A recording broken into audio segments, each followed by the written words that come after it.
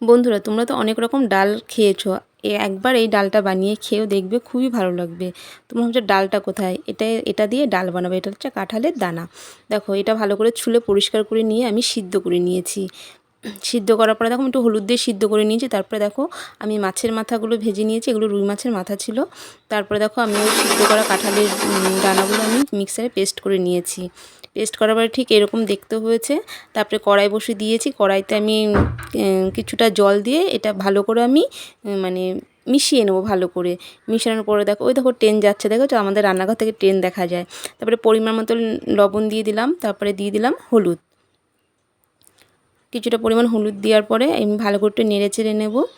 নেওয়ার পরে দেখো, তারপরে এটাকে আমি কিছুটা সময় ফুটতে দেবো। দেখো, আমি একটু কাঁচা লঙ্কাও দিয়ে দিলাম। কিছুটা সময় ফুটবে। দেখো, ডালটা কিন্তু অলরেডি ফুটে উঠেছে। তারপরে আমি ডালটা নামিয়ে নেওয়ার পরে কড়াইতে কিছুটা পরিমাণ তেল দিয়ে দিলাম, তেজপাতা, শুকনো লঙ্কা আর পাঁচফোড়ন দিলাম। তার মধ্যে দিলাম আদা আর জিরে গুঁড়ো দিয়েছি। দেওয়ার পরে দেখো, তারপরে মাছের মাথাগুলো দিয়ে ভালো করে কষিয়ে নেব। কষিয়ে নেওয়ার পরে আমি তারপরে এর মধ্যে আমি ডালটা ঢেলে দেবো। দেখো, ভালো করে কষিয়ে নিয়েছি।